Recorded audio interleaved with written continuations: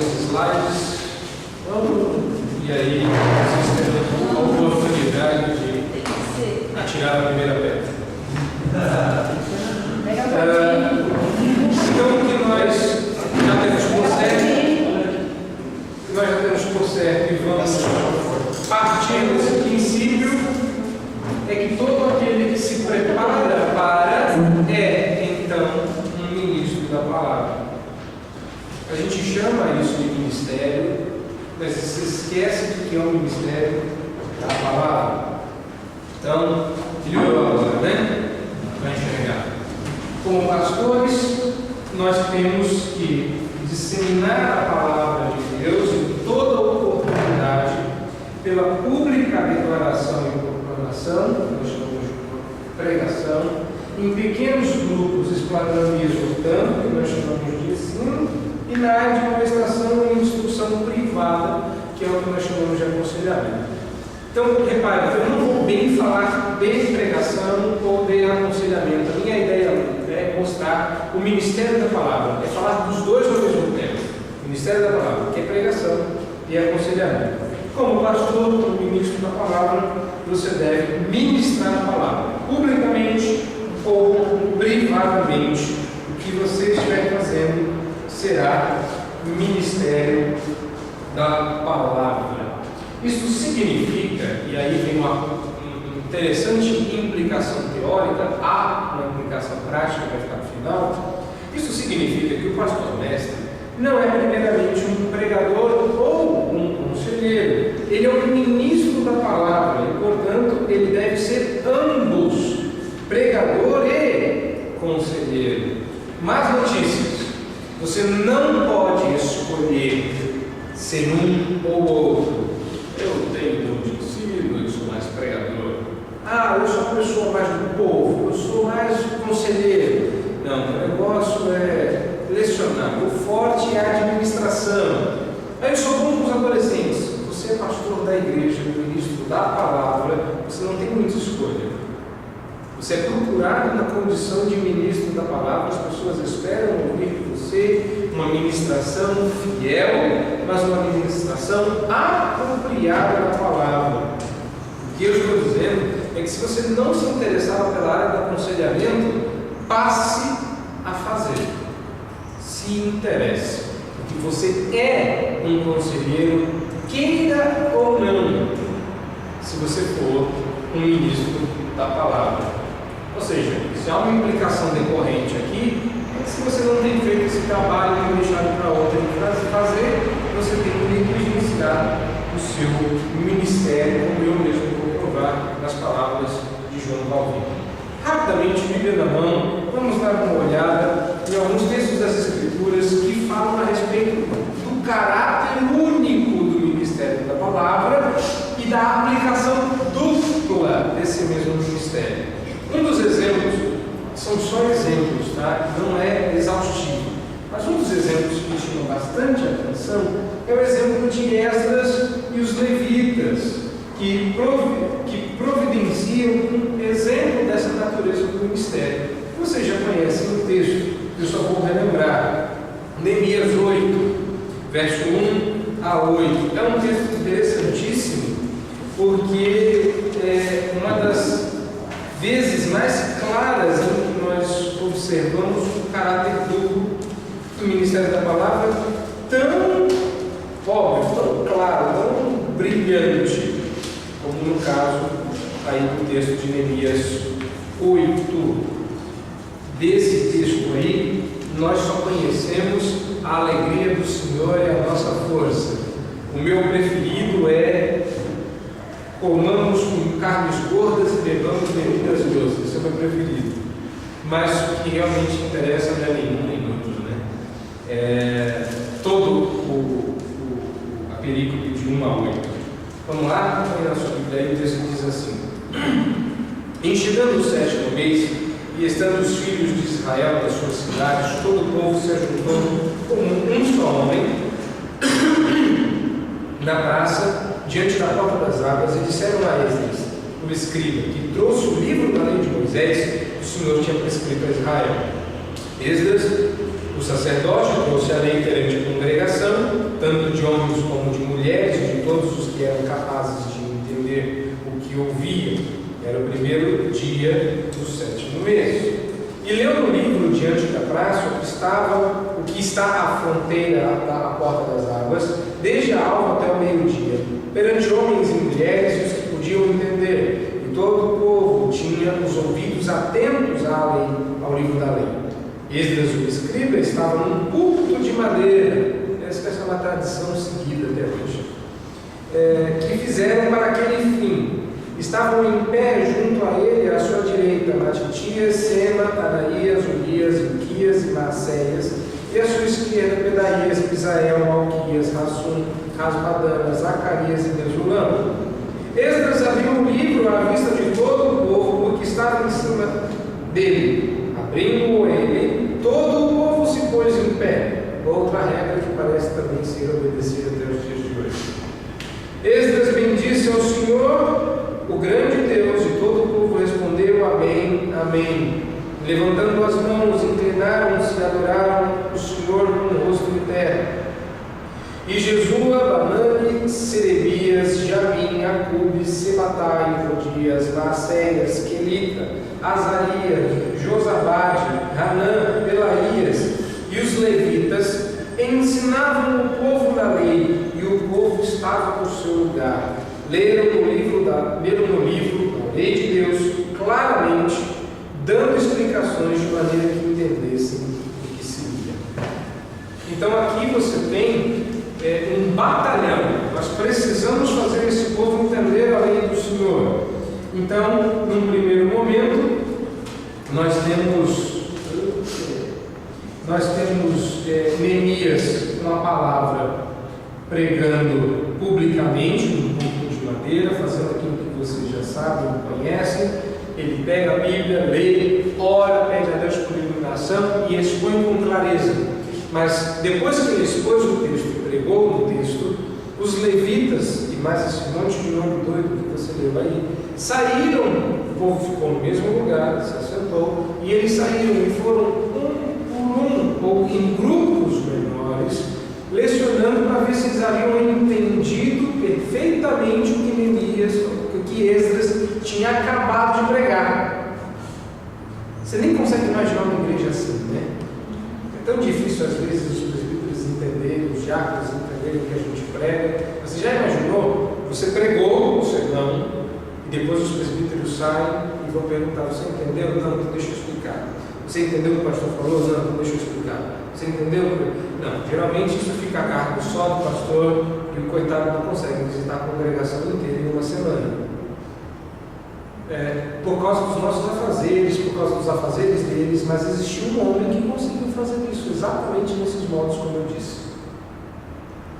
Sabe quem?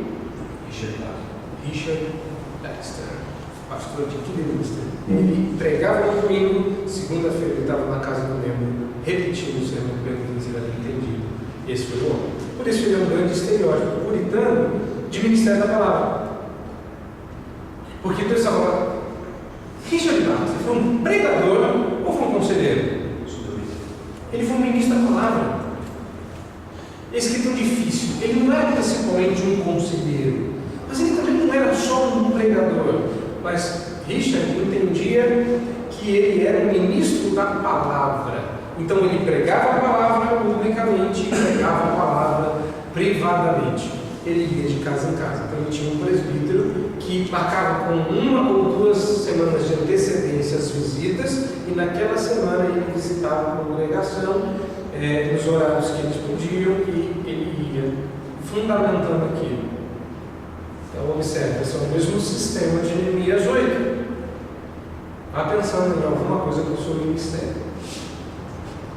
Alguns campeões do ministério do púlpito somente, a gente tem essa ilusão. Não adianta a gente negar que a gente quer chegar no púlpito, pregar, todo mundo se converter, ser o pregador das multidões e encerrar o assunto no púlpito. Preguei. Olha, vocês vão descobrir, se visitarem e se receberem as pessoas nos seus gabinetes pastorais, vocês vão descobrir o que vocês já sabem na prática. Sabe o quê? O povo não presta atenção no que você prega. é um ou outro. Semana passada também uma pessoa veio ao meu gabinete reclamando de um problema, eu abri exatamente no texto que eu havia pregado no domingo e expus para ela. Nossa, que coisa fantástica! Eu falei, pois é, isso foi que eu preguei domingo. Ela achou fantástico. Tem gente, quando eu dou aula de catecúmeno no seu barato, eu estava dando aula de catecúmeno no sábado e uma moça falou assim, pastor, o senhor precisa ensinar isso para a igreja, o senhor tem que pregar sobre esse assunto. Eu falei, nossa, eu já preguei isso no mês do lá, o mês mais inteiro, ninguém percebeu. Você vai acabar descobrindo que essas coisas andam juntas. Pregação e aconselhamento precisam andar juntos. Se você só pregar, você vai ficar bravo com as pessoas. Pô, ninguém lembra. Não lembra mesmo. E eu falei lá, a pessoa achou fantástico, eu vou ligar para ela agora, perguntar para ela se ela lembrar dela. O seu trabalho é ministrar a palavra. E você vai ter que fazer isso repetidas vezes. Publicamente, privatamente. E uma coisa, como eu vou dizer aqui mais tarde, retroalimenta a outra. É cíclico, porque se trata de um movimento interno dentro de um mesmo ministério. Ok? Vamos falar do Novo Testamento. No Novo Testamento, nós vimos no Velho um exemplo, vamos olhar no Novo alguns exemplos. Eu vou gastar um pouquinho mais aqui do nosso tempo olhando o Mestre dos Mestres, o grande conselheiro, o maravilhoso conselheiro, que é Jesus, em alguns exemplos. Você pode adiantando-se, abrindo sua Bíblia no Evangelho de João, que da onde os exemplos vão surgir. Você vai perguntar assim, pastor, por que o senhor só explorou os exemplos do Evangelho de João? Por um motivo simples, são uma série de pregações que eu fiz. Só por isso. Então, se você procurar em Lucas, tem, Mateus tem, mas como eu fiz uma série em João, eu apenas selecionei os sermões e transformei eles em um estudo. É para isso que você é o pastor. O ministro da palavra, o que você usa sempre útil em qualquer circunstância. E você vai ver, por exemplo, uma sequência interessante aí em João. Então, um primeiro exemplo é João 3, lá em cima, né? Jesus e Nicodemos. Abra sua Bíblia lá em João 3, capítulo 3 inteiro, fala sobre Jesus e Nicodemos. Normalmente a gente isola o verso 16, mas o verso 16 foi dito a Nicodemos, nesta conversa que ele teve. Então, o que é que você vê aí? Do 1 ao 15, você tem a visita de Jesus a Nicodemos. Mas antes, você tem Jesus purificando o templo e você tem muitas pessoas crendo nele, uma multidão.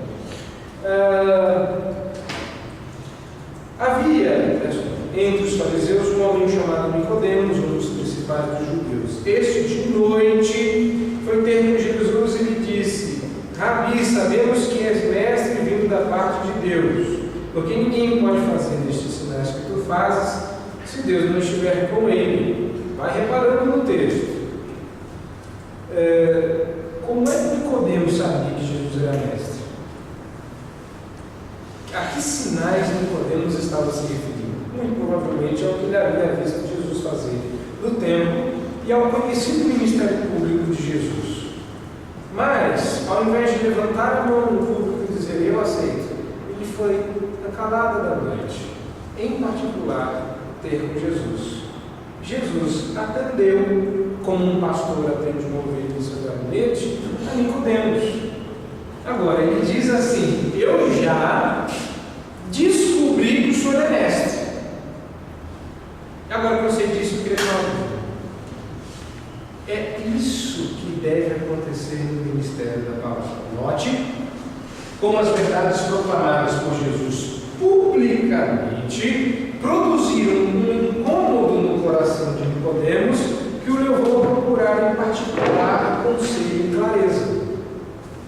Ou seja, o ministério público de Jesus conduziu Nicodemos para o ministério particular de Jesus. Ou seja, o que alimentou no coração de Nicodemos o desejo e a coragem de procurar Jesus em particular foi o fato de que Jesus falou publicamente em algum desses momentos, quando ele estava sentado na congregação, ouviu o sermão e falou: tá aí, eu vou procurar esse camarada em particular. Então, esse é um exemplo. Um outro exemplo é João, capítulo 4. Logo em seguida, você tem um outro exemplo de aconselhamento privado. Uma das coisas que, inclusive, essa mulher estranha, ficou estranho eu dizer isso, né? Porque ela era uma mulher estranha e ela estranha o fato de Jesus conversar com uma mulher estranha a sós. Nunca reparou nisso?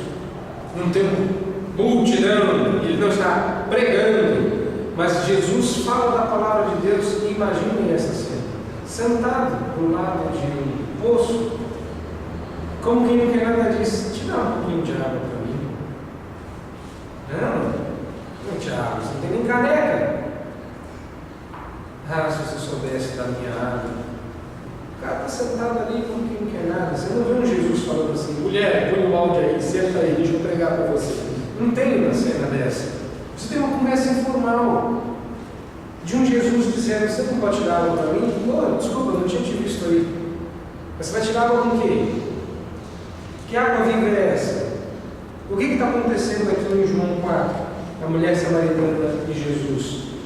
Eles estão tendo um momento de aconselhamento. E uma das coisas que sempre chama atenção quando você ouve um sermão sobre esse texto, que acho que todo mundo aqui já ouviu um sermão de João 4, é o escândalo de Jesus conversar a sós com a mulher samaritana. Observe que isso foi providencial. Os discípulos foram enviados por Jesus para uma cidade vizinha, de modo que isso proporcionou a situação. Às vezes a gente, como pastor, quer sempre estar envolto de pessoas. Nós nos sentimos muito solitários no ministério. Nós não temos muito para quem falar, então a gente sempre está cercado de gente. Mas isso não é sempre bom. Isso inibe pessoas como Nicodemos e a mulher samaritana de procurar conselho em particular. Eles esperam o momento em que você está sós para ir lá. Daí um grande problema de você viver na sua casa para ter um lugar para trabalhar, porque sempre a sua mulher está lá, sempre seus filhos estão lá, e quando não tem ninguém, está sempre a televisão lá. Então, num momento onde você a sós está lendo a Bíblia, a pessoa vai te abordar, e quem é pastor aí e já deu essa oportunidade sabe que é assim. As pessoas aproveitam esse momento de solidão. Agora ninguém está vendo, eu vou lá procurar o pastor. Porque às vezes elas vão dizer coisas a você que ela não quer que ninguém mais saiba. E saem dali tratadas, saem dali de seus corações pastoreados. Então, rápidos exemplos, são só exemplos, você já começa a vislumbrar alguma coisa. O ministério de Jesus foi duplo, pregando a palavra corporativamente para as massas e aconselhando a palavra privativamente a indivíduos que estavam confusos ou engajados em alguma forma de pecado. Tem outros exemplos? Tem. Você tem um exemplo único, assim, amassadinho, numa ocasião só, quando da mulher adúltera pega em flagrante. Publicamente, Jesus fez a primeira ministração da palavra: quem não tiver pecado, tira a primeira pedra. Publicamente. O pessoal vazou, ficaram eles dois a sós. Aí Jesus fala com a pessoa: não deixa ele ministrar ela, vá e não peques mais.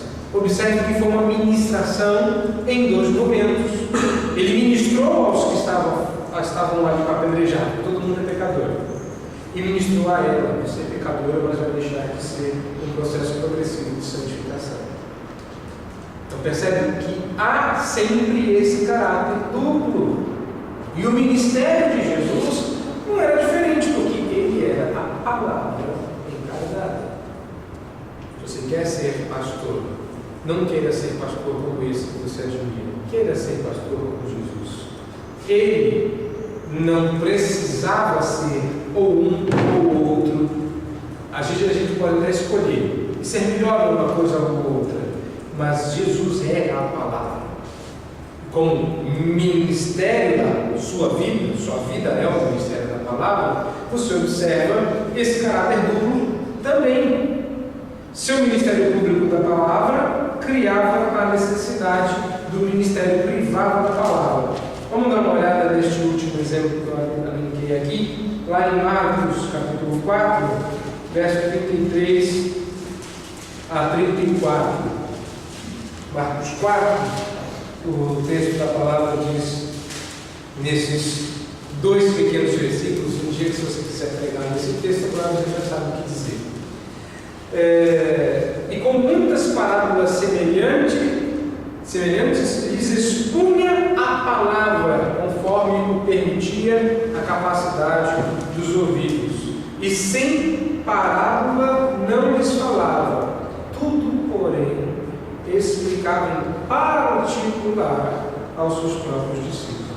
Aí, um resuminho de como era o ministério de Jesus. Ele pregava publicamente, ninguém entendia. Ele pegava os discípulos e explicava, eles também não entendiam. Depois eles ficavam pensando, não te pergunto como se não tivesse nunca sido explicado. Mas esse é o ministério, quero olhar no ângulo de Jesus. Ele pregava, aqui está uma boa dica para você que gosta de pregar, pregue na medida que os ouvintes possam entender. Às vezes a igreja não entende nada do que você explica mal mesmo. E depois você, em particular, uma coisa chamava outra. Às vezes você tinha o inverso. Uma pessoa, em particular, procurava Jesus, fazia uma pergunta, ele virava uma multidão e dava a resposta para a multidão. Às vezes a multidão criava uma situação, Jesus se retirava e falava particularmente com os discípulos. Não é uma regra, porque não precisa ver. Tudo é ministério da palavra. A coisa é fluida. A coisa não é engessada. Ela é circunstancial. A única coisa que é fixa, basilar, fundamental, é que você está usando a palavra para o seu ministério. No Novo Testamento, então, nós temos Jesus, um grande exemplo aí. Ele não é, nós só temos mais um pouquinho, não, deixa eu ver aqui. Temos outros exemplos aí, tá? Mas é só para que vocês tenham uma ideia. Em João, ainda, vamos voltar lá para João, não vamos ler todos esses textos, eu disse que haveriam muitos, mas é só para que a gente tenha uma ideia. Qual o texto da mulher adúltera a que eu me referi aí? João 8, 1 a 11. Você tem em João 20 um outro exemplo do caráter duplo desse ministério, dos versos 11 em diante. Aliás, um exemplo muito pregado é esse João 20. O aconselhamento que ele faz a Maria e a irmã Maria Madalena, e observa como ele trata as duas de maneira diferente. Cada uma recebe na dose que precisa a ministração da palavra. Então, dizer que Jesus não fazia aconselhamento é besteira. Há muitos exemplos, inclusive este aí de Lucas 19, você vai ler o verso 1 a 10, caso um clássico, né? O Zaqueu, que agora até virou uma música profana, né? Uma música que fala sobre esse aconselhamento, embora a música não faça jus ao texto. Ok? Então, o que você percebe aqui é que o foco de Jesus não eram as pessoas. O foco de Jesus era a palavra de Deus. As pessoas estivessem reunidas ou estivessem sozinhas, ele ministrava a palavra. A gente se preocupa demais com as pessoas e pouco com Deus. O ministério da palavra é um ministério, em primeiro lugar, em relação a Deus. Eu prego por fidelidade a Deus, eu ministro por fidelidade a Deus, eu procuro ser fiel a Deus. E quando Jesus entregou a sua vida, ele disse diante de Deus que tudo estava consumado. Como ele pode deixar tudo consumado se você se converteu depois? Sim, porque ele cumpriu fielmente a sua missão. Essa é a ideia de ser um ministro da palavra de Deus, de ser um exemplo. Ainda no Novo Testamento nós não temos apenas Jesus, mas também temos os apóstolos.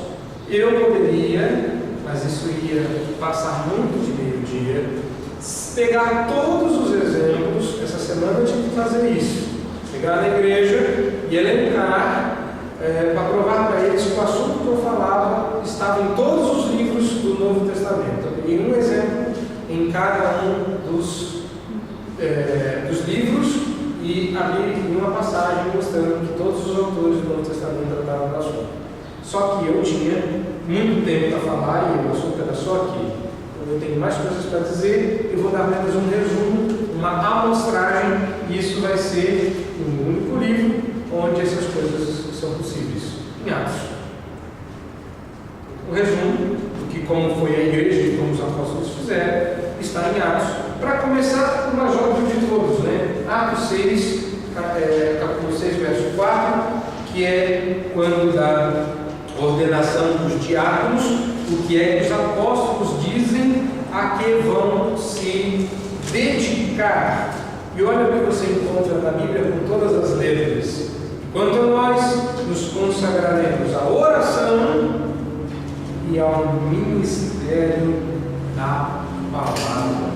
Ou seja, eles tinham muito claro que eles não iam ser pregadores, nem conselheiros, mas ambas as coisas, ministros da palavra. Olha, como os apóstolos tinham claro na mente deles que o ministério da palavra exigia uma dedicação exclusiva, integral, a parte deles para ser cumprido fielmente. Ainda em Atos, agora a gente voltando um pouquinho, vamos dar uma olhada aí, capítulo 5, verso 42. Olha lá, todo mundo gosta de textos como esse, né? Eu pensei em pegar o Atos 2, né? Um pouquinho depois, uma coisa do tipo, mas esse é bem mais claro a esse respeito, e observe o detalhe. E todos os dias no templo e de casa em casa não cessavam de ensinar e de pregar Jesus o Cristo. Então eles pregavam de casa em casa no culto. Não. Quando você vê essa contraposição, essa diferenciação, o que você está vendo é o ministério público e privado da palavra. Quando você está ministrando privadamente, particularmente, você não está pregando menos do que você estivesse pregando no público. É a ministração da palavra do mesmo jeito. Mas em Atos, nós notamos a natureza dupla do ministério apostolar. O ministério de Jesus teve um caráter duplo. O ministério dos apóstolos também teve um caráter duplo. No Antigo Testamento é visto e entendido o caráter duplo da palavra. Aliás, no Antigo Testamento há muito mais do caráter duplo dessa palavra. Deus fala ao povo, Deus fala a Moisés. Observe, inclusive, que os israelitas preferiram o ministério privado da palavra, né? Fala-nos tu, não o Senhor, para que não morramos. Eles temeram a pregação, né? Como o aconselhamento era feito só com Moisés, o povo queria a distância de Deus, na proximidade. Mas no Antigo Testamento nós temos muito ministério particular. Deus, que é o autor, o detentor de toda a sabedoria, torna ela encarnada em Provérbios. A gente não se apercebe disso.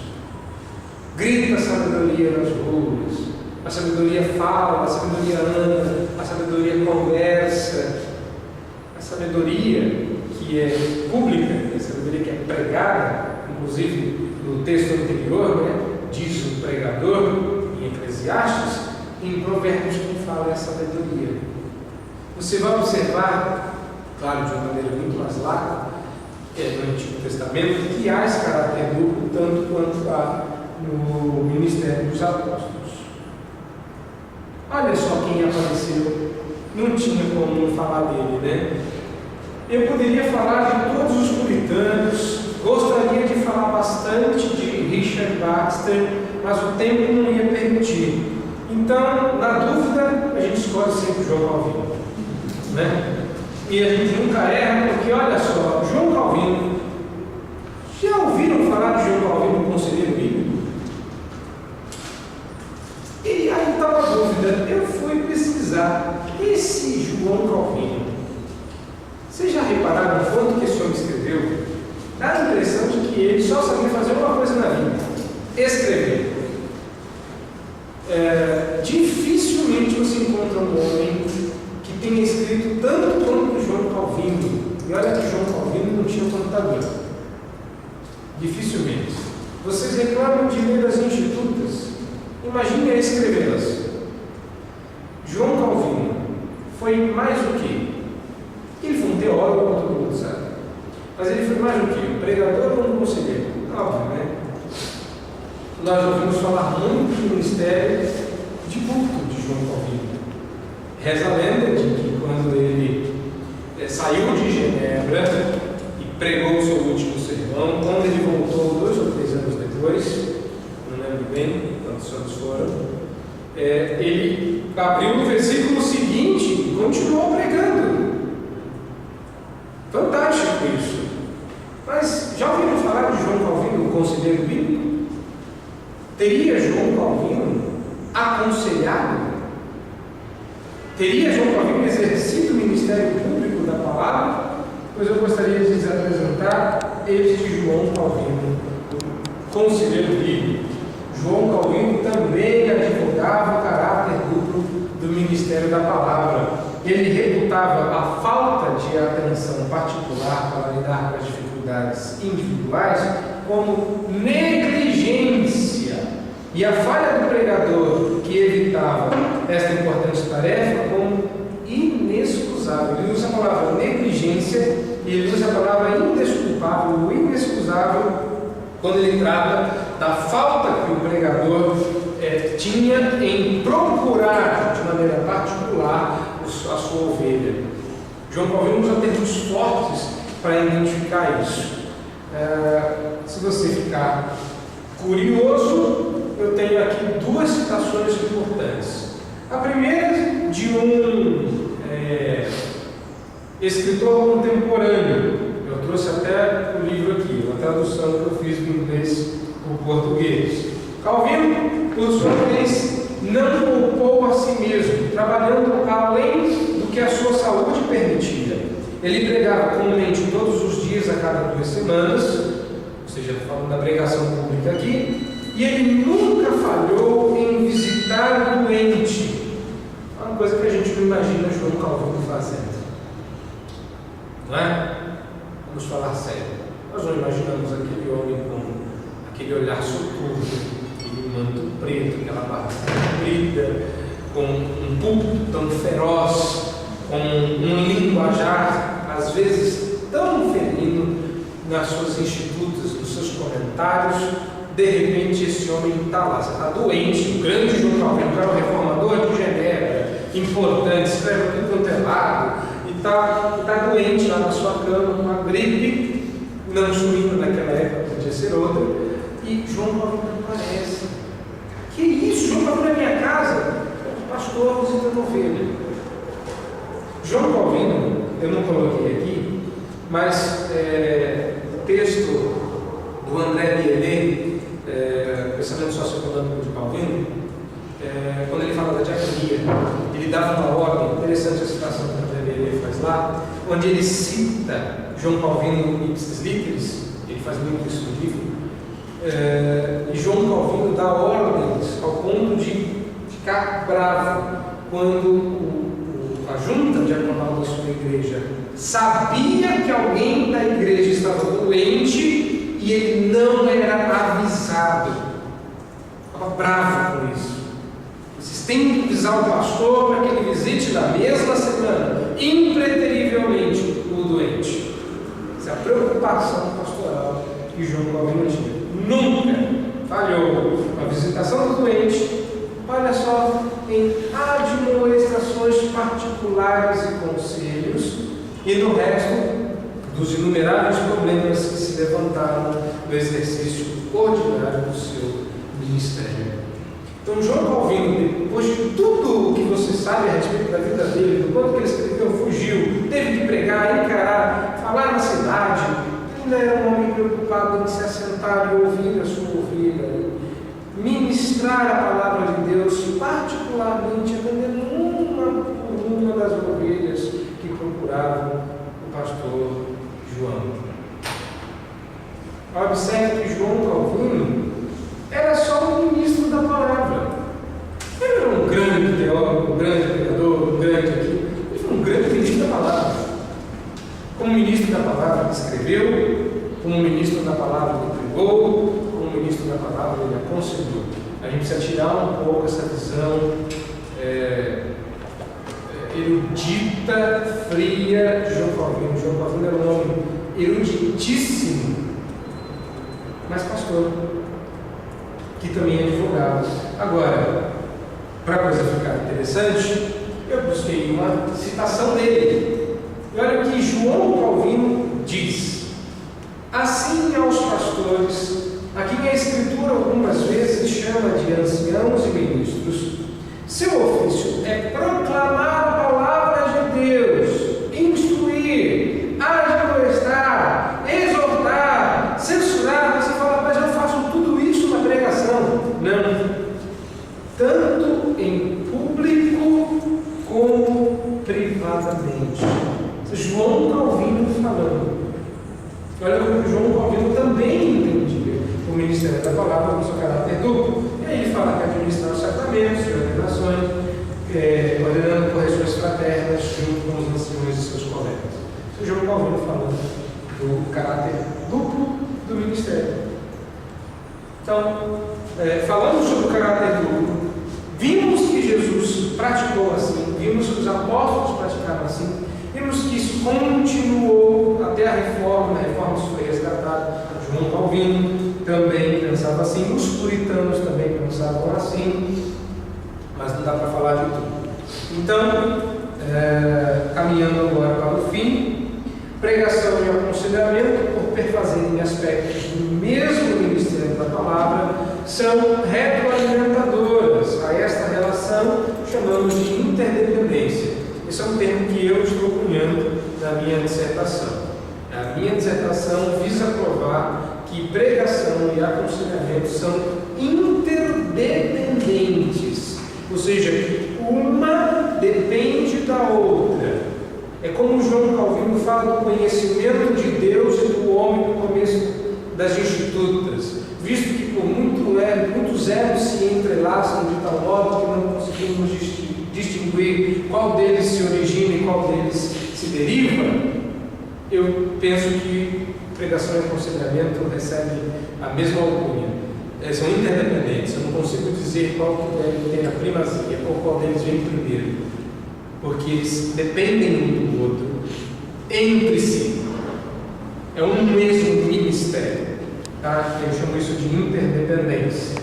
Por interdependência, queremos dizer que a pregação alimenta e melhora o aconselhamento, tanto quanto o aconselhamento alimenta e melhora a pregação. Quando a via é de mão única, um ou outro ficará deficitário, pois o estudo para cada qual é um grande benefício para a sua correlata. Ou seja, ao mesmo tempo, a mesma exegese que você faz para o texto pode ser usada tanto na pregação quanto no aconselhamento. Porque a gente não pensa em fazer exegese para aconselhamento. Só vem conta um caso e você fala assim, vou orar por você, tal dia nós nos encontraremos para conversar sobre este assunto. E você vai fazer exegese de um texto para tratar de um assunto, de uma pessoa. Você é um ministro da palavra, esse é o seu trabalho. Gastar tempo, e o mais interessante para você que gosta de estudar a palavra, no caso do aconselhamento, muito dificilmente você vai ter que fazer exegese de um único texto. É claro que eu procuro me concentrar em um texto por vez quando eu aconselho uma pessoa, mas você prega todo domingo. Então você sempre tem mais textos na cabeça, já estudados, com a exegese feita, hermenêutica bem feitinha, com a boa homilética. Você lembra lá, se você fez um pregador, você faz exegese do texto da pessoa, mas você tem um arcabouço maior do que você tem os seus sermões. Agora você já descobriu por que você não pode jogar fora o seu sermão. Por que você coleciona o seu sermão? Porque ele é material para o seu aconselhamento. Ah, mas eu não costumo escrever meu sermão. Pois é, bem-vindo ao seminário, você vai ter que passar a escrever o seu sermão a partir de agora, porque isso é benefício para a sua vida pastoral. Escreveu o sermão, fez o sermão e não escreveu, eu desafio você a lembrar do seu sermão daqui a 2 meses. Você não tem direito de cobrar da sua igreja que ela saiba uma coisa que você não lembra mais. Você não lembra do seu sermão? Mas você quer que o povo lembre? Escreva o seu sermão. Porque você pode transformar o seu sermão num texto, administrando a palavra em instrução. Você pode transformar o seu sermão numa pregação. Você pode transformar o seu sermão num aconselhamento. Você pode transformar o seu sermão numa devocional familiar. Você sempre tem aquele estudo familiar, aquele estudo bíblico aplicado às diferentes lugares do ministério da palavra. Ok? Então, nas palavras de Steve Byers, quem não conhece Steve Byers precisa conhecer. Steve Byers é um ministro da palavra batista, da Igreja Batista da Fé em Lafayette, nos Estados Unidos. Steve Byers está sendo processado por fazer aconselhamento bíblico. Em Lafayette, no condado onde ele mora, todos os consultórios de psicologia fecharam por ausência de clientes. Faliram, porque eles começaram a ir para a igreja do Steve Byers e ele trata biblicamente as pessoas e as pessoas começaram a se curar. Nem todos viraram membros da igreja, mas o ministério dele é famoso. Os psicólogos de Lafayette processam o Steve Byers porque falta cliente. Parece coisa que não acontece, né? Pois Steve Byers esteve em agosto aqui no Brasil falando num congresso de aconselhamento e isso não é divulgado. Lamentável. Steve Byers diz: há um relacionamento sinérgico existente entre aconselhamento e pregação. Elas fazem uma a outra melhores. Tem ou não tem moral para dizer Steve Byers o que acaba de dizer? Nós não conhecemos esses nomes, mas são nomes que Deus tem usado como ministros da palavra para fazer o ministério da palavra. E você vai entender porque Steve Byers abre este momento junto com o Paul Tripp. Paul Tripp é outro nome importante. Paul Tripp eu tive a oportunidade de conhecer e conversar pessoalmente quando ele esteve num congresso de Palavra da Vida sobre aconselhamento. Paul Tripp é hoje o diretor do Centro de Aconselhamento e Treinamento CCEF, Christian Counseling and Educational Foundation. Ele é o diretor do CCEF. Tem um livro publicado já no Brasil, traduzido para o português, que é a Unidade da Oportunidade, da Imprensa Batista Regular. Procurem, leiam, comprem, fantástico. Ele diz: não deixe o livro mais em nenhum lugar, com toda a glória e poder, a pregação pública da palavra.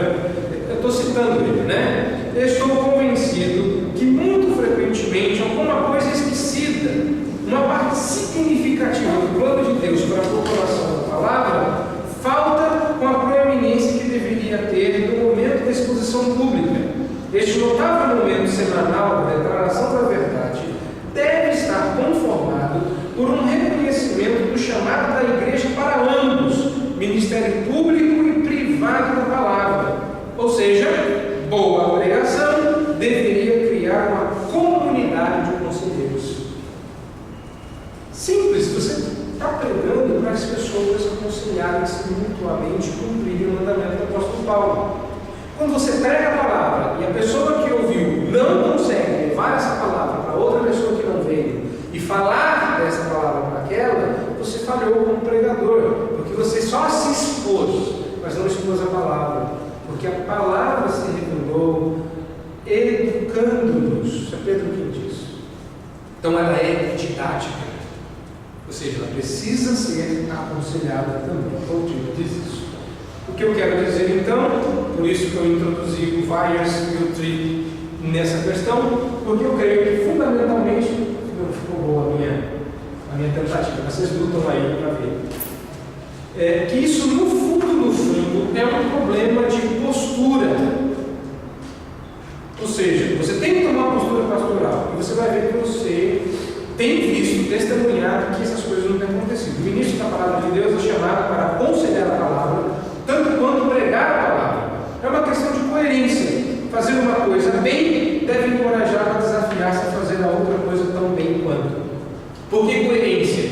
Porque você é um pastor. Então, quem faz o aconselhamento é o mesmo que prega, porque se trata do mesmo ministro. A mesma Bíblia que serve para pregar, serve para aconselhar, com os mesmos objetivos. Qual é o objetivo do seu sermão? É o objetivo do seu aconselhamento. Santificação progressiva, exortação perseverante de direito. E esse é o problema. No púlpito, o cara é um pregador da palavra. No gabinete, ele é um rogeriano, um mesololiano. Ele é qualquer outra corrente psicológica. Tem pastor que se diz junguiano sem nenhuma dificuldade. Mas ele se esqueceu que, como ministro da palavra, ele tem que ministrar a palavra privadamente. Porque ele tem medo, ele é a mesma pessoa. Hoje não, hoje como a coisa está bem bagunçada, o cara está levando a psicologia para o púlpito. Já começa a pregar pirâmide de Maslow sem menor dificuldade. Você quer saber o que é pirâmide de Maslow? Leia O Monge Executivo. Lá em pirâmide de Maslow, que dá uma cristianizada, tem como verniz cristão, pronto. Errado, totalmente errado. É uma questão de coerência pastoral. Se você é o mesmo ministro, está com a mesma Bíblia, tem os mesmos objetivos, por que não está aconselhando? É o mesmo ministério. E também é uma questão de firmeza.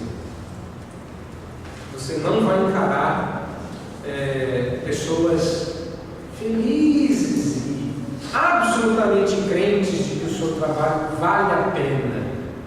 Não. Eles têm por certo. Todo mundo tem por certo, o psicólogo faz melhor esse trabalho do que você.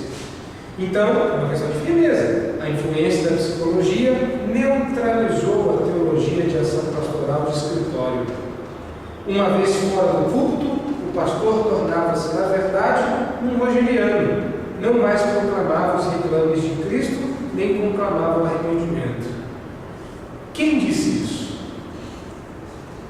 Chute, senão não tem graça. Quem vocês acham que disse isso? Não foi eu que disse. Isso é uma citação. Quem vocês acham que disse isso? Quem joga a bola aí? Quem é bom de chute? Jay Adams. Golaço. Isso mesmo.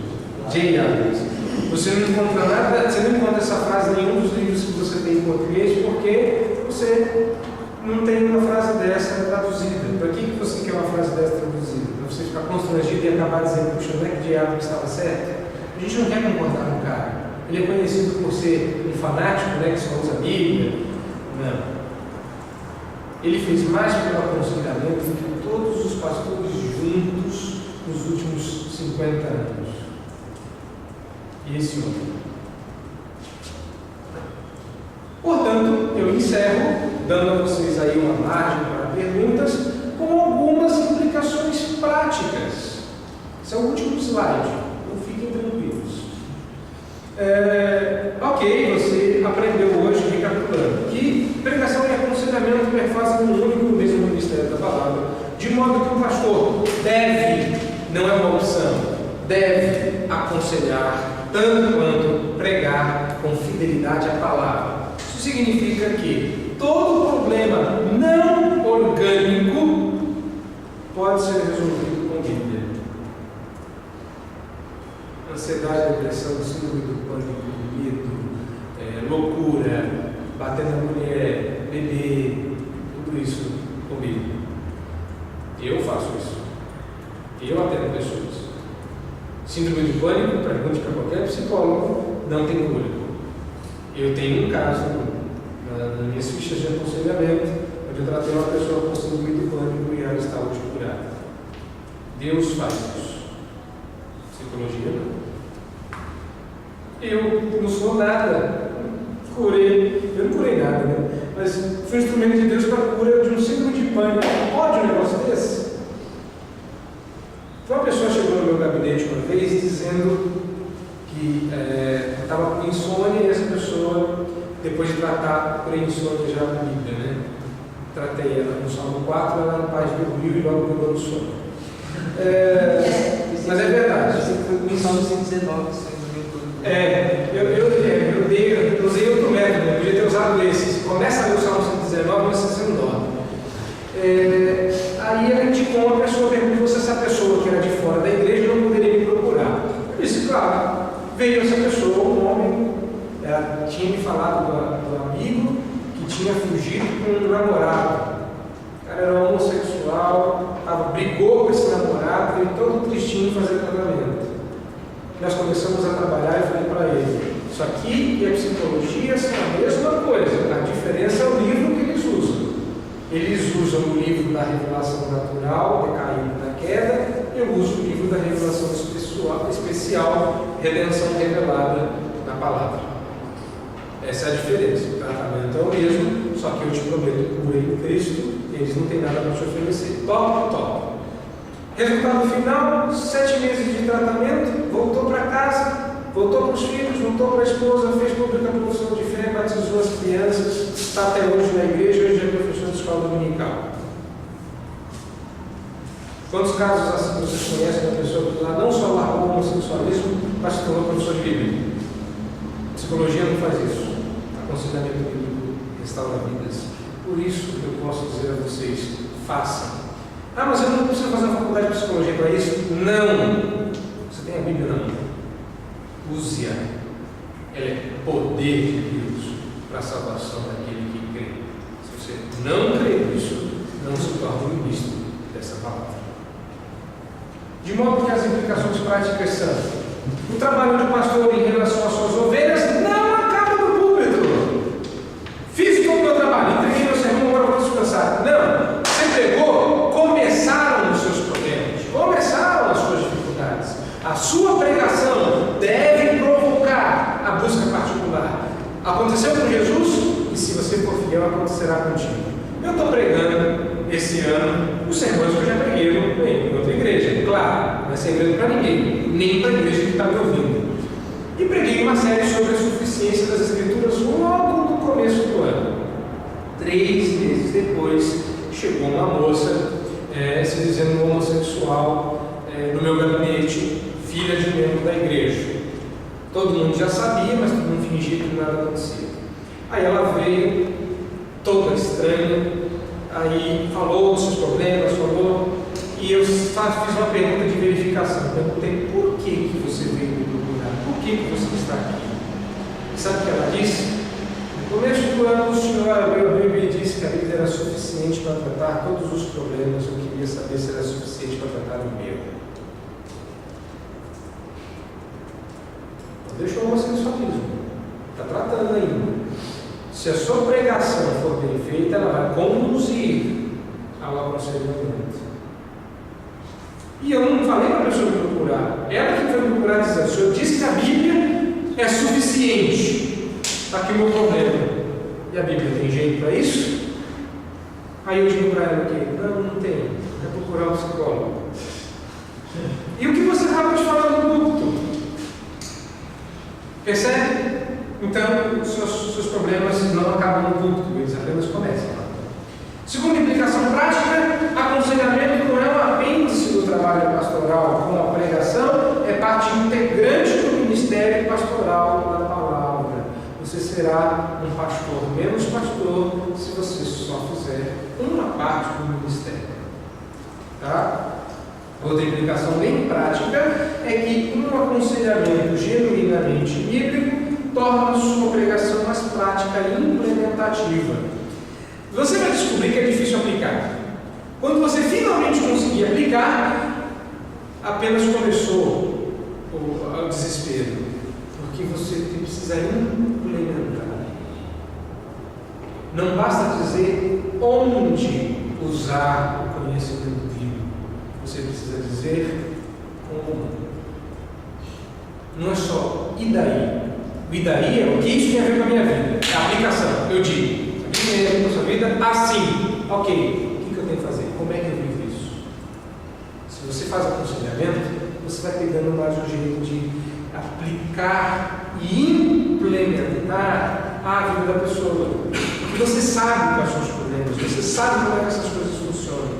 Se você vai se atrapalhar meio no começo, mas Deus tem misericórdia, fica tranquilo, porque à medida que a coisa vai evoluindo, você vai pegando o jeito que a coisa vai andando. Tá? Uma pregação responsável torna o seu aconselhamento preciso. Ou seja, se você fez um bom trabalho, ficou bem, na hora que você for usar o texto, você sabe o que o texto está dizendo.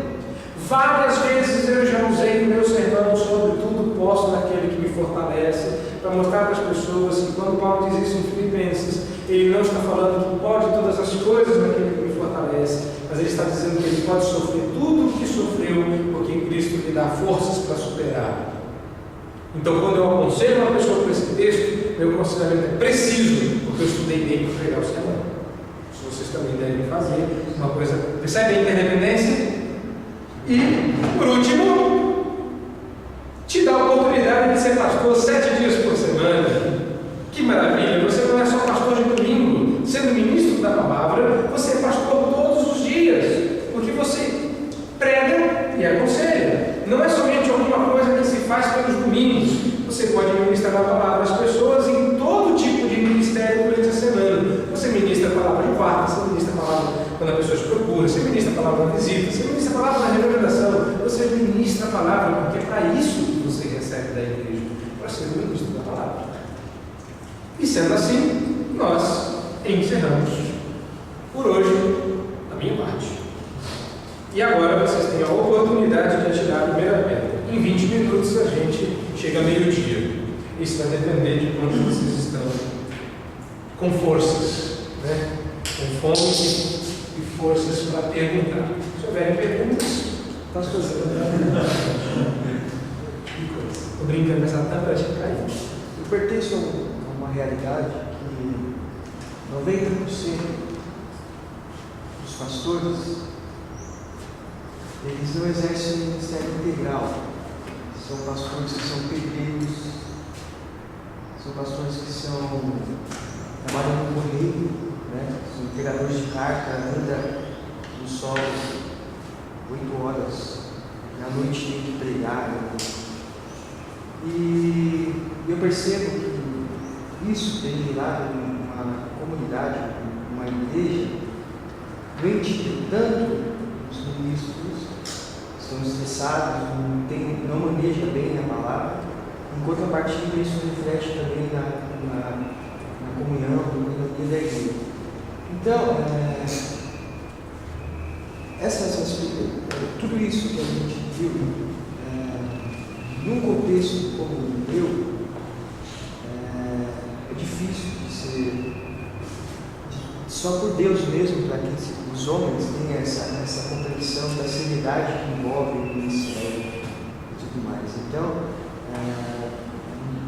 eu percebo que, infelizmente, uma grande maioria de ministros, nesse contexto que eu estou, é difícil viver isso e a igreja ter essa referência também do pastor.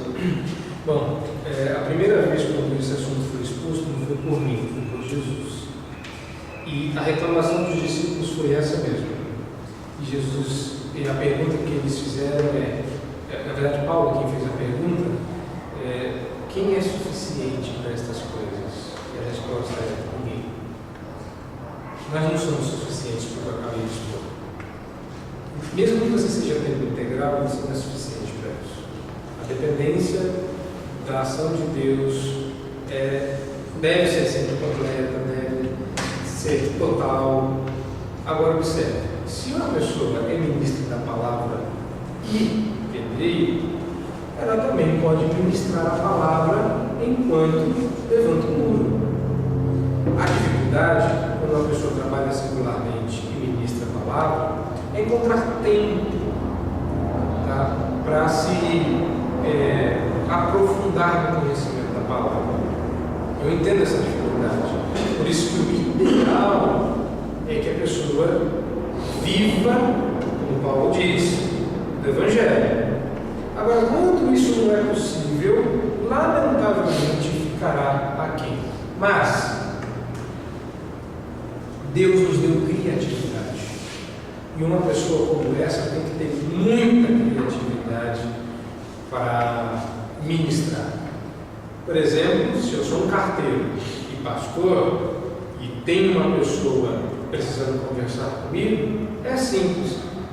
Pelo menos ela não ia gostar muito, não. Mas você pode me encontrar em tal hora, em tal lugar? Posso. O cara está lá, nós vamos mandar nessa carteirinha. Enquanto eu entrego as cartas, a gente conversa. E a gente entrega as cartas, vai conversando, entrega as cartas no final da rua, a pessoa passou pelo aconselhamento, tchau, eu continuo meu serviço. Precisa de criatividade. Claro que chamar a pessoa para levantar um muro pode não ser tão agradável assim. Mas a pessoa pode ficar na obra enquanto eu estou trabalhando. Mesmo que o meu trabalho no Ministério da Palavra é um trabalho conversacional e intelectual. Eu não converso enquanto estou botando um tijolo, acertando um tijolo na porta, mas posso fazê-lo. Não é o ideal, mas pelo menos eu quero constranger você e a sua realidade da seriedade que é ser um ministro da palavra. Porque a regra pela qual Deus vai nos julgar é a palavra dele. Não é o nosso comum, você tem que entender que eu não tenho que entender nada. Porque é Deus que tem. E se Deus resolver não entender, como é que fica? Então é complicado. Essas igrejas também precisam ser mais responsáveis no dízimo, evangelizar mais para ter condições de sustentar o seu obreiro. Então há uma acomodação em ambas as partes. Então, nós estamos aqui para mudar o status quo. Nossa missão que é mudar essa realidade. Eu entendo assim. Outra dúvida? Só essa que eu faço. Eu ia perguntar se o senhor utiliza algum método da psicologia para poder identificar, para poder de alguma forma ajudar? Não. Eu uso o sistema conhecido como aconselhamento redentivo, que é proposto pelo professor Ladislau Martins Gomes. Existem dentro do aconselhamento bíblico várias correntes. J. Adams é provavelmente de uma dessas correntes, que é o aconselhamento notético. Outro defende o que é mais comum lá nos Estados Unidos, que é o aconselhamento bíblico, e nomes grandes como Eduardo Galt, David Powlison, o próprio Tripp fazem parte desse sistema de aconselhamento. Eu uso o sistema brasileiro, que é o aconselhamento redentivo, que eu aprendi. Agora, eu sou muito próximo do aconselhamento notético. Há coisas que a psicologia conseguiu enxergar com uma determinada acuidade. Mas quem afere se o que a psicologia descobriu é bom ou não, ou se é verdade ou não, é o meu conhecimento da palavra. Eles tiveram momentos de verdade? Tiveram momentos de verdade, que eu chamo de capital emprestado. Tudo que a psicologia descobriu que é verdadeiro é da Bíblia. Tem a ver com Deus, porque Deus criou o mundo numa estrutura. O homem é o homem. Entenda ele do jeito que você quiser. O homem é como Deus criou. Se em determinado momento o homem psicológico foi descoberto e aquilo deu certo e é aquilo mesmo, ele está lidando com alguma coisa que ele não sabe bem o que é, mas ele tomou um emprestado. Não pertence a ele, porque pertence a Deus. No aconselhamento bíblico você já sabe disso, você não precisa lutar, então você já se rende. Eu uso alguma ferramenta da psicologia só se eu não souber. E o que eu uso de que haja uma qualidade na psicologia é material emprestado. Para você ter a verdade, para ser psicólogo, eu não sei nem quem faz faculdade. Porque são coisas tão óbvias que eu não fiz faculdade de psicologia e acerto. Às vezes eu quero aconselhado psicologizado. veio de um tratamento psicológico para o gabinete pastoral. E eu canto a bola. O seu psicólogo disse isso, certo. E você falou com ele? O senhor sabe dessas coisas? As coisas tão óbvias. Não é tão difícil. Existem coisas mais profundas? Até existem. Os psicólogos não usam, então a gente acaba ficando num lugar comum. Eu não aconselho a usar, em hipótese nenhuma, porque por causa do pressuposto. Quando o psicólogo olha para o seu aconselhado, ele enxerga um símio evoluído, independente de Deus, cuja realidade termina na morte. Quando eu olho para o meu aconselhado, independente de quem seja, eu vejo um homem caído, porém redimível em Cristo, feito à imagem e semelhança do Criador, cuja imagem pode ser redimida à imagem de Cristo, seu Filho. Creio que o poder da palavra de Deus falada tem poder para a transformação do problema dele. Fundamentalmente, nós somos diferentes nesse ponto. Como compartilhar ferramentas se o pressuposto é tão diferente? Por isso, eu não advogo o uso de ferramentas psicológicas, mas advogo o Ministério da Palavra Integral. Disponível? Uma outra dúvida? Prometo falar menos. Tá bom?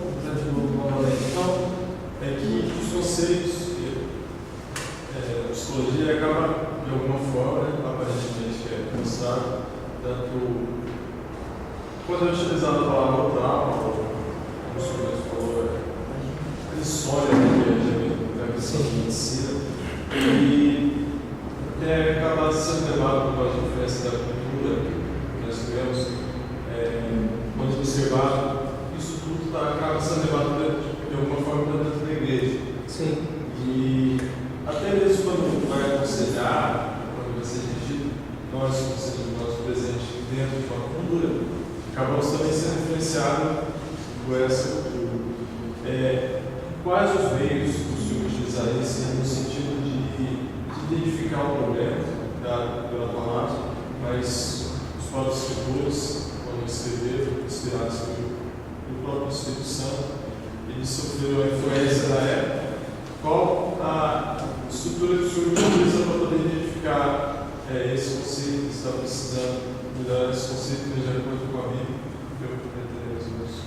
A proposta é um pouco filosófica. A gente chama de aconselhamento filosófico essa área que você está querendo explorar. É uma proposta de redenção. Observe que tudo que foi escrito na Bíblia, Deus moveu culturas, pessoas e situações para que fosse registrado do jeito que foi.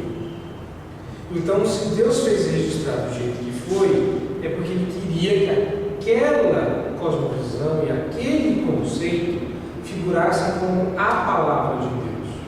Por exemplo, hoje, filosoficamente, nós não falamos mais do coração como o centro único e profundo do homem. A Bíblia mantém essa visão. Ficamos com qual? Ficamos com a Bíblia. Para aquelas culturas, isso era relativamente comum, mas nem tanto. Observa que para o hebreu, o centro da vida ficava no filho. Entendeu? Para eles, raciocinar ficava no coração. Mas coração não é o órgão na Bíblia. Vocês vão acabar vendo isso. Então, como é que eu faço? Bom, um exemplo prático para ilustrar. Eu estou tratando de uma pessoa com depressão. E para falar de depressão, que é a forma mais comum de entender. Depois de um tempo, sexta-feira passada, ela veio ao meu gabinete e chegou à conclusão, ela falando para mim: eu sei que eu não tenho depressão, eu não sei o que eu tenho, mas eu sei que eu não tenho depressão. Eu estou convencida disso. Como a Bíblia chama o meu problema? Aí eu brincando, falei para ela: o que você tem é síndrome de SVA. Síndrome de SVA. Sabe o que é uma síndrome de SVA? Sem vergonhice aguda. Esse é o nome que eu tenho. Eu estou redimindo a palavra depressão. Aí ela, depois de mim, ela não riu, né? Com vocês. Ela falou: como eu sou sem vergonha? Aí eu mostrei para ela que o problema da tristeza dela era em decorrência do que a Bíblia chama de egoísmo.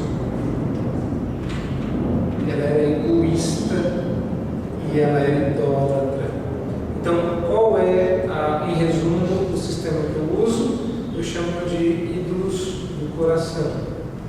Esse é o método através do qual eu avalio. Nós somos adoradores. Se o nosso problema é sempre em relação a Deus, ou eu estou vivendo em adoração, ou eu estou vivendo em idolatria. Então você precisa usar o que a gente chama de categorias bíblicas de pensamento. Criação, queda, redenção. E procurar encontrar termos bíblicos para os problemas que as pessoas descrevem. Jesus, dizem, teve depressão, porque ele disse: a minha alma está triste até a morte. Não, o que a Bíblia chama isso é de tristeza, a Bíblia chama isso de melancolia, a Bíblia chama isso de uma série de outras coisas. Os termos carregam conteúdo, como o irmão mesmo colocou. Mas o que a gente usa então para fazer um segundo diagnóstico é paridade. O que você está dizendo que é, o que a Bíblia dá nome para isso? Ela disse: eu estou com depressão. Eu perguntei como ela estava vivendo e o que ela provocava o sentimento que ela chamava de depressão. Ao descrever o que ela disse, eu procurei na Bíblia a mesma descrição. Mas a Bíblia chama isso de egoísmo e não de depressão. Mas eu não sou egoísta, eu sou depressivo. Aí eu fiz como o Paulo. Quando você faz assim, como é que a Bíblia chama? Vou mostrar o texto. Egoísmo. Quando você faz assim, você não faz assim, fácil? Olha aqui, como é que a Bíblia chama isso? Egoísmo. Então tá bom, sou egoísta. Então esse é o método que a gente faz. A gente redime esses diagnósticos psicológicos propondo um linguajar bíblico. Certo? Mais alguma dúvida? Tranquilo? Mais fácil do que imagina. Bom, se ninguém mais pergunta, nós vamos orar para encerrar esse nosso momento aqui, que foi para mim muito proveitoso. Eu quero, mais uma vez, agradecer o contato com o Samuel Valteres, que Deus continue abençoado nessa empreitada aí. E agradecer ao seminário que me ouviu, aos que tiveram que permitir. Então, uma coisa é o Samuel convidar, a outra é conseguir todos esses impedimentos. Agradecer aos que tornaram possível essa oportunidade e me colocar à disposição, sempre que os irmãos assim quiserem, convidá-los a se interessando, conhecer o nosso MDA, nosso centro de treinamento de conselheiros, para que assim o reino também saia ganhando. Deus abençoe. Vamos encerrar com uma oração. Gostaria de dirigi-los mais uma vez desta oração, pedindo que vocês se coloquem em pé.